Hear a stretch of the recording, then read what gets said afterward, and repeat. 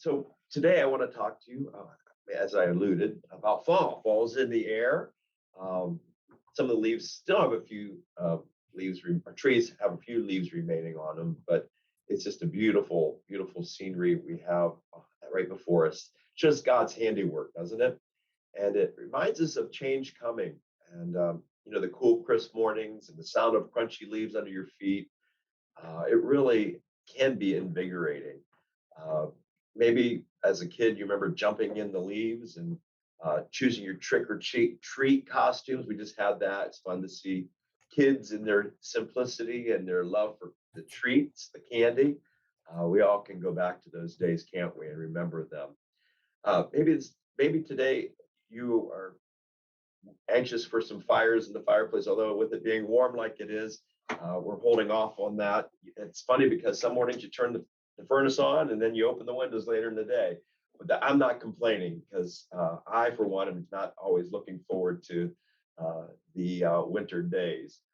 But maybe it's saying goodbye to your flower pots. I love gardening and I love every day going out and talking to my flowers and watering them. And it can be bittersweet. Sometimes they get a little looking a little peaked. And so it's time to put them to bed and say goodbye to them.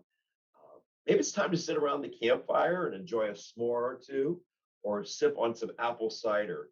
Um, it's a nice and inviting time of the year for sure. There's something to be said about nights by the fireplace or going to Friday night football games that hits home maybe for some of you. The whole idea of hibernating for the winter, anticipating some snowstorm can be a welcome idea too. I always enjoy, as long as we're home and safe, to look out and see the snow falling and to see if the weatherman gets it right with how many inches of snow we get. But come around, January, I'm ready for spring. But it can be inviting. The whole idea of just taking a respite, taking time for yourself. I hope that is part of the friend of fall for you. Sometimes it's a time of year long for, but others it's a very lonely time though, isn't it? It's sad time of the year. I know next Sunday, I believe we fall back with our time, and so it's going to get dark a lot earlier. And maybe it's just a difficult time of the year for you. Summer flies by way too quickly for me. I love summer months. I love spring, but maybe you're ready for it. And so we asked the question again: fall, is it a friend or is it a foe? So we can have the next slide. It's the objectives. What do we want to talk about today? Explore the benefits and obstacles of the change of seasons and letting go, the whole letting go thing. And also discuss ways to combat loneliness and renewing our spirits and staying active. So, two things. Just want to talk about the obstacles and benefits of change, of fall, the friend part of it, and also the obstacles, the foe part. And then discuss ways to combat the loneliness and renew your spirit. If we can have the next slide, please. Awesome. Cooler temps and shorter days bring an end to the fun summer. Pumpkin spice hoodies and campfires replace iced coffees, shorts, and the pool. Yeah, you can have the next slide. Change is inevitable, isn't it? The morning walk, and I come into work sometimes and I see coworkers. I've worked here almost 17 years at Altman, and I see some of the coworkers who were here when I started, and we're all just a little bit older. And we have changed over the years, and it's interesting to see. Change can be difficult, change can be hard, but it's not always bad. A coworker of mine, one of the chaplains, said that he went to McDonald's the other day, he and his wife racing to buy a cup of coffee, and he got the senior citizen discount. He said change wasn't always bad, but sometimes that's a hard pill to swallow when you say you're the senior citizen. But we have this slide about from Mesa Press. It's an article on the changes of seasonal challenges rather of seasonal change. It can be a challenge. We all know, as this Dorian, her name's Dorian Usen, and back in 2017 in this article, how the changing seasons affect every aspect of your life. We do know the seasons, the time of year, fall, going into winter can be, as I mentioned, a difficult time. According to the study on human behavior based on seasons, excuse me, I need a drink of water. Apologize. Let me get something here. According to the study on human behavior based on seasons, humans are more likely to suffer from seasonal affective disorder, or SAD. How appropriate, sad. Starting during the fall and late fall and early winter. And maybe it is a time that you can be down and discouraged just with it being so dark and so early. But we just want to stay there. We read on at the article in 2001, a study published by the Journal Archives of General Psychiatry found people suffering from SAD secreted hormones, melatonin, for longer periods during winter nights or versus the summer nights. And that goes on to say scientists have shown that mood can change with the seasons. I think we all really didn't need an article to tell us that. We know it, but I think hopefully, if anything, it tells us that it's normal to have these feelings, and it's normal to go through different moods throughout the seasons. Can even affect our metabolism. They say it's easier to gain weight in the winter. Obviously, we're not maybe as active and just hibernating more. But the activity of human genes also changes with the seasons, it says, and so can immune system's activity. The Huffington Post said. The study also talks about how even the way humans perceive colors changes from summer to winter. I know they say that my wife has said, look at the shadows of fall, just with the orbiting of the earth and at the changing of the seasons. We even see colors maybe a little differently, or the shadows cast a little differently. So we can have the next slide. I appreciate it. I was given this quote by a coworker when I told her about the topic that we were brainstorming, and she said that she saw this at a place, a picture. It said, autumn shows us how beautiful it is to let go. Autumn shows us how beautiful it is to let go. I took this picture of Hilton Head one sunrise, one of our favorite things to do when we're at the beach, my wife and my family. My wife and I like to get up early, get some coffee, and just walk the beach or ride the beach on a bike. And Hilton Head has a really nice beach, a hard sand, especially when the tide's low, you can ride the beach. And I love to look at these pictures, and it reminds me of as the waves beat in and go out, how we can let go. Or maybe I found this picture, it's pretty cool, of shifting sand through our hands. It reminds us of letting go.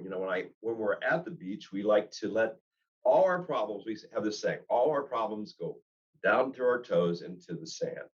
And we let it go out with the repeating of the waves, and we find comfort in them. So this fall, maybe some things need to be sifting through your hands that are good. Change can always be hard, but it also can be changing some things that are bad or good in your life. When my friend told me some things, too much of one thing is not always good. So bringing balance in your life, bringing just a time to see what's important in your life. I sat with a patient not too long ago, and she was actively dying in our hospital here. And it's my privilege to journey with so many wonderful people here at Alton. I'm blessed beyond measure with our ministry here. And I talked to her, and she said, I had a hard time thinking of ever letting my house go. She loved her home. She had worked hard for it. And she said that she loved her front porch and her back porch. And that hit home with me, because we just recently added porches to our new place. After 20 years, we let go of our home of 20 years, and it wasn't easy. We've downsized, and letting go thing once again, letting it slip through our hands, if you will. But I remember her saying, she said, but I'm surprised how easy I'm letting it go. And we talked about it and we recognized it. And we get to a place where we say, okay, from letting go to letting be is a saying we talk here as chaplains. We see that so much, letting go of what what was compared to what it is now, and the changing of our lives, our seasons. So, if we could have the next slide, I'd appreciate it. If you could let go of one thing in your life, what would it be? If you could let go of one thing in your life, what would it be? As I mentioned, maybe it's a good thing. I'm trying to track what I eat for the past 3 years because I love food, and it tracks also my activities and how many steps I walk. And it's what the fun thing is. By watching having that little app on my phone, I can I can keep track and I can burn calories. And so, oh, I worked hard yesterday, or so I can have some ice cream, but whatever it might be. So, if you could let go of one thing, what would it be? And it's not always easy. Purging our belongings after 20 years at one place. Uh, and it's just been interesting to see what's important. And of course, the kids don't always want a lot of things, but I love their saying. They said, "But Dad, don't get rid of it." I'm like, it's got to go. You want it or not. But some things just we can't let go of. So I just simply ask you that question. If you could let go of one thing in your life, what would it be? Let's have an action plan with the next slide, please. Thank you so much. So the fall action plan, shorter days and inactivity can have its negative impact on us all. And so, I know it's very real. We know that each one of us know that, and the impact can be not always good. It can be a negative impact, but hopefully we can take what's negative and make something positive with it.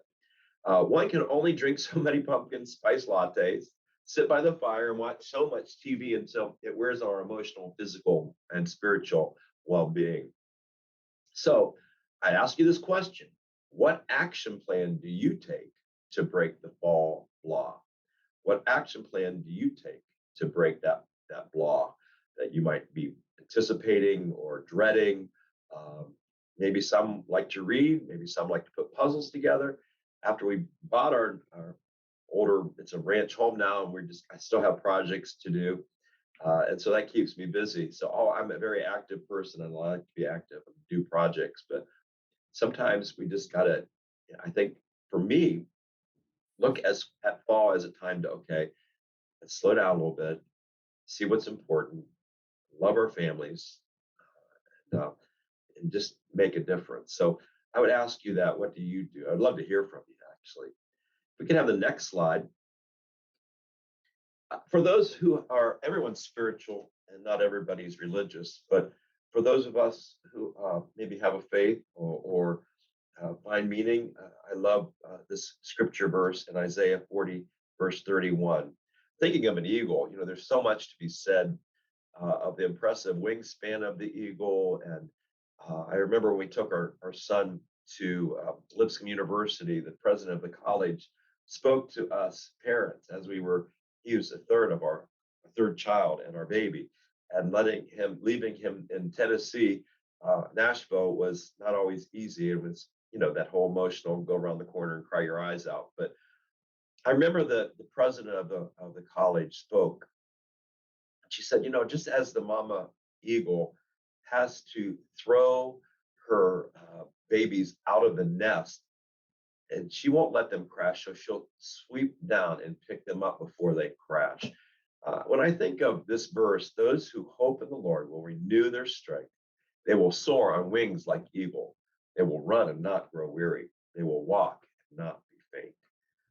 So with that, I hope that brings you comfort. Look at the next slide, which brings us to a story. The elephant rope. The elephant rope. I'm intrigued by elephants. They intimidate me, obviously. But as a man was passing some elephants, he suddenly stopped, confused by the fact that these huge creatures were being held by only a small rope that was on their one leg. No chains, no cages.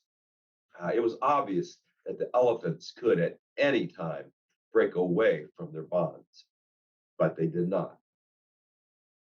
He saw a trainer nearby and asked what these animals what, what was this holding them back? Clearly, he said they could break away from the rope. What's keeping them? What's holding them back? Well, the trainer said, when they are very young and much smaller, we use the same size rope to tie them. And at that age, it's enough to hold them. As they grow up, they are conditioned to believe they cannot break away.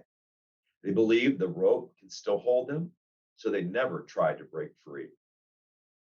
The man was amazed. These animals could at any time break away from their bonds, but because they believed they couldn't, they were stuck right where they were. Like the elephants, how many of us go through life hanging onto a belief that we cannot do something simply because we've been conditioned to believe we could not break the barrier? I ask you again this question. What ropes are you holding? What's holding you back that is keeping you from your full potential? What thing could you let go of and let be this fall?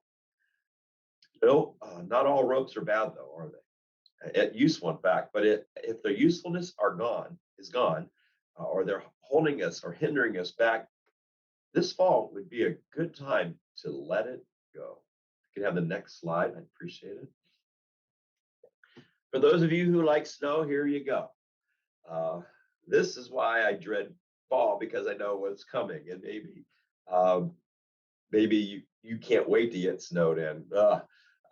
That's a lot of snow, and hopefully we don't see that much of it this winter, or not all at once. But getting out of our comfort zone, I'd like to talk just a moment about that. Sometimes we need a push, and sometimes it's a good friend to say, "Hey, you seem down. What can we do for you?" We have two daughters and a son, and our middle child is a nurse here at NICU at Altman. She had her first baby. Louise is 2 months old now.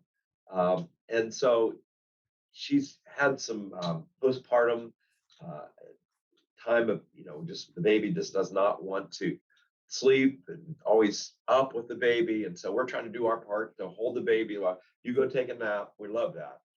Um, Sometimes it takes, mom and dad to say, how are you doing?